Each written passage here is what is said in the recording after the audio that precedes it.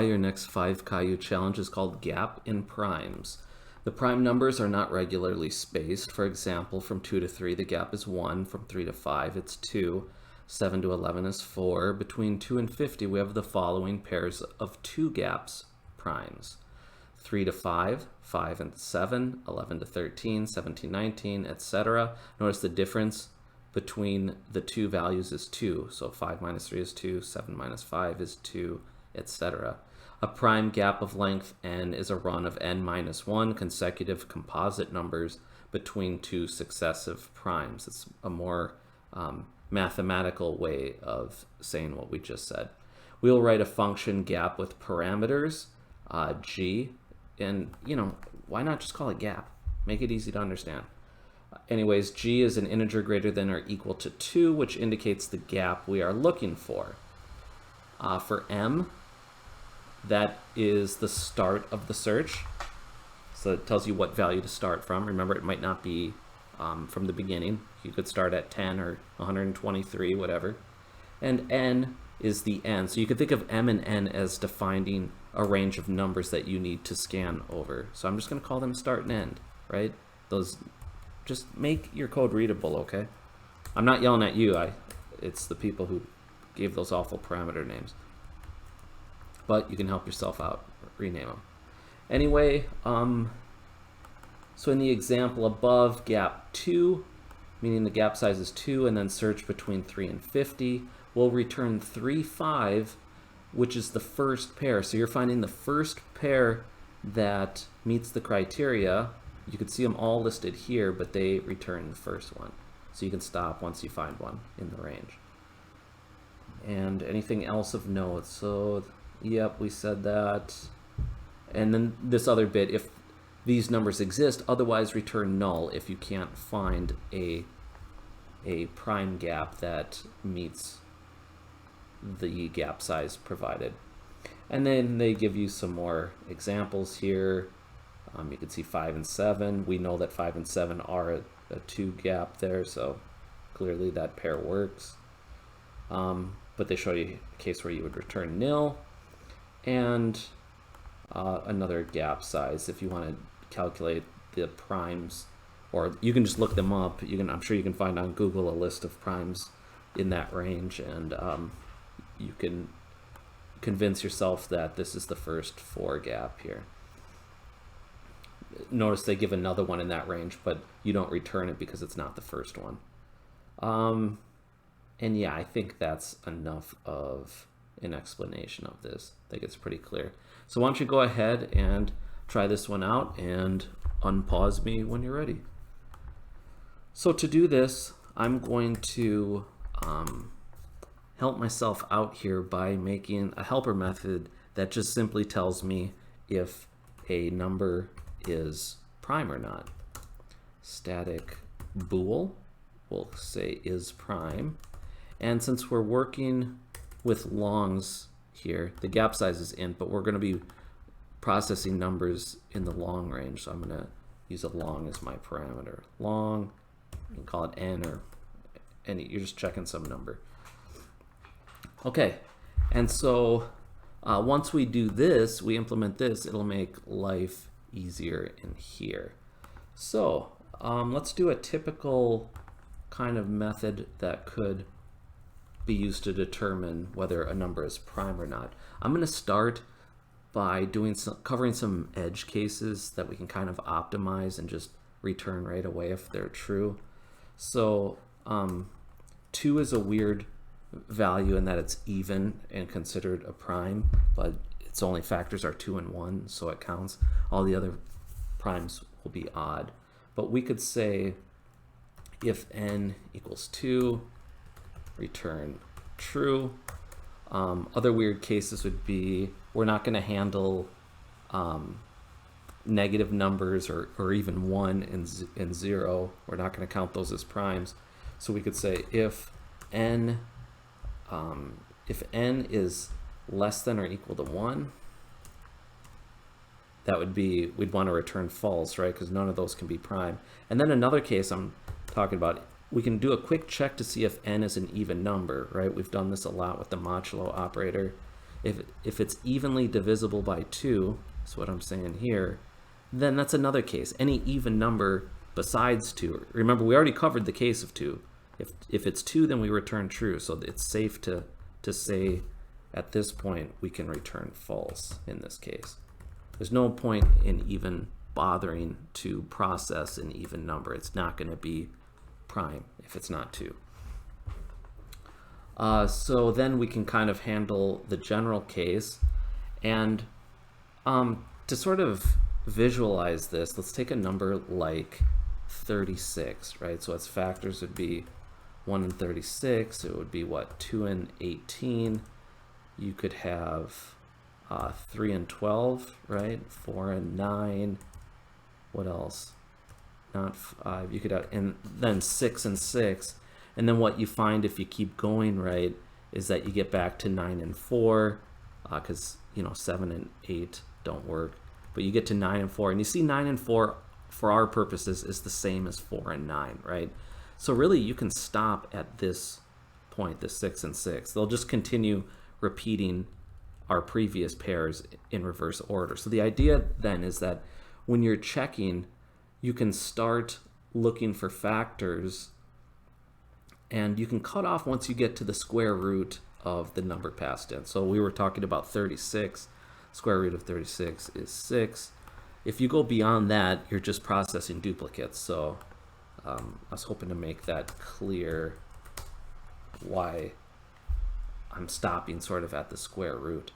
And so what I could do is I could say math square root n will give us the square root, but that returns a double, right? And you can imagine it has a decimal portion. We'd round down, right? You don't have to worry about the case above that.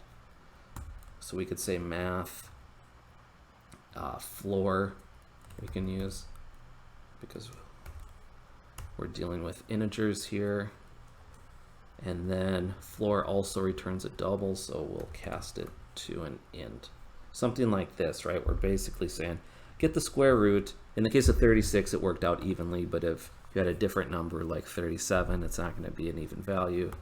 And then round down because you don't need the decimal portion. And so now we know when we start processing that we can stop once we get here, and it just prevents you from running checks on pairs and doing redundant work. So then it's a matter of going through a loop. We could say for int I equals, we'll start at 3 because we covered 2, 1, 0 and all the negatives. No need to go through those again, right? And then I is less than or equal to max. And then this time we could say, instead of incrementing I by 1, we're going to add by 2 each time, right? And we're starting at an odd value. And so when we add 2 every time, we're staying with odd numbers, 3, 5, 7, 9. Again, we don't need to worry about the even values. They're not prime. And so once we're in here, it's a pretty simple matter. We can say if n modulo I is equal to 0, that means that it divided evenly, right? In this range of integers we're checking, that's a problem in terms of being a prime, right? It means that there's some other factor besides 1 and the number n itself that divides evenly, which means it's not a prime. So you can say return false. And then finally, if you sort of survive that check of all the numbers going up to the max value and you didn't run into any that evenly divided out, then you can say go ahead and return true. This is a prime number. So something like this. And we'll just assume this works for now, and if something comes up, we're going to catch it in the tests, right? But the idea is that we're just making a helper method that will take care of this check for us for now. Okay, so now we have something that's a little easier to think about here when we go to implement our gap method. And I think I'll use a while loop to go through this. You could do it with a for loop as well, but I'll basically start at start and go until it's less than or equal to end, because I'm pretty sure they said inclusive. These were inclusive bounds, so we should include those values as well. And to do that, I'm additionally going to track what the last prime value was, because that's the first prime value we get. It can't be the answer. It can't be a gap because there's no previous value yet. So we're sort of established the first prime value, and then we need a second prime value so we can get a gap, right? It wouldn't make sense to get a gap from just one prime value. So I'm going to make this local variable called long last prime, and I'm going to initialize it to a garbage value like -1. Additionally, I'll make a local variable, I'll call it current, and I'll set it equal to start. And you don't have to do this. You can work right with start if you want, but it looks kind of funny when you write out the code because it looks like you're always calling is prime on start value. But if that doesn't bother you, you don't have to create another variable there. Okay. So then we can do something like while current is less than or equal to the end. And we know when you get into these while loops, what do you got to do? Don't get stuck in an infinite loop. So before I even start working, I'm going to drop my ++ current to increment it each time through the loop, so we're always progressing towards our exit condition. Otherwise, we just keep looping.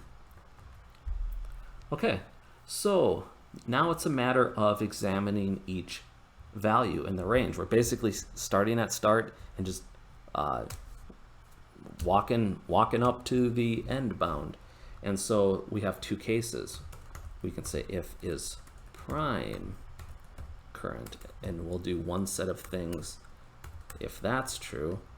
And the other case is that we don't have a prime value, in which case we'll just keep walking. We don't need to update last prime, or you're not on the verge of finding the first gap if you didn't even find a prime number. So we don't really have to do anything except update our loop.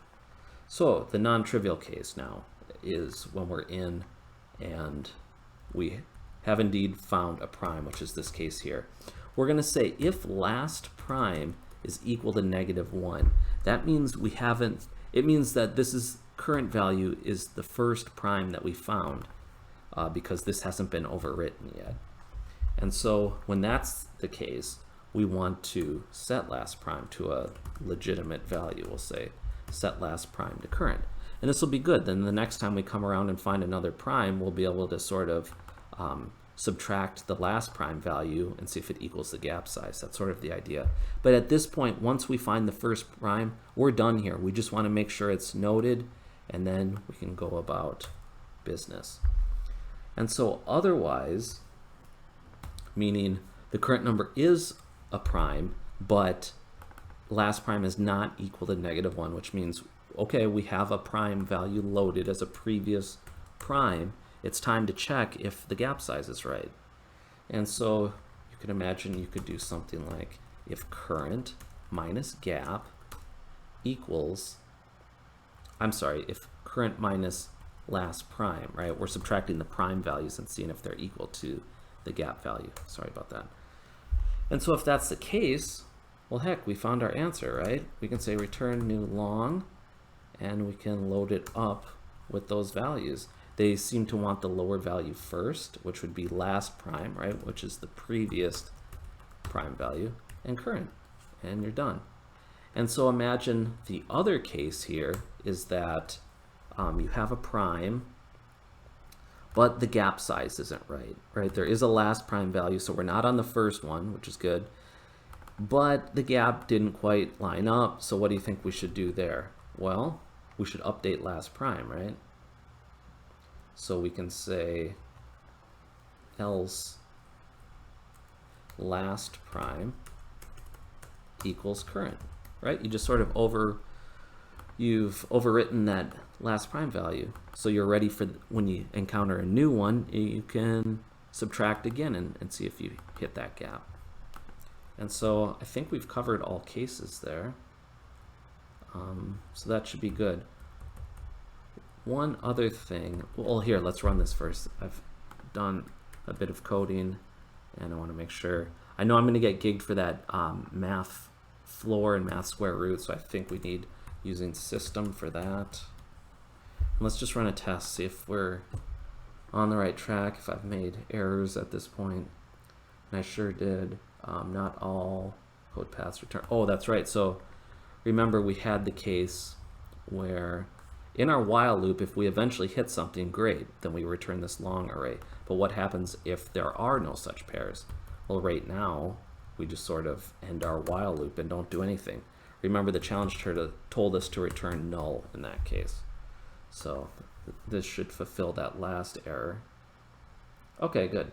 So we hit it. Why not try the attempt 2? Okay, cool. So that looks like it's going to be clear. I wanted to mention one other thing where you could try to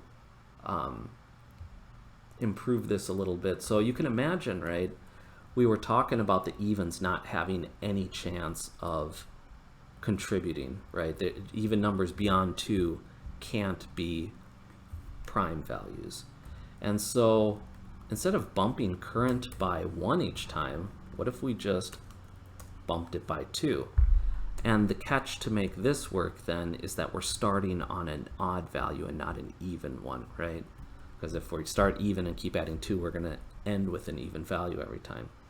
And so a way you could enforce this would be to do something like if the starting value modulo 2 equals 0, meaning if the start value is even, well, just bump current 1. Remember, because current was set to equal start.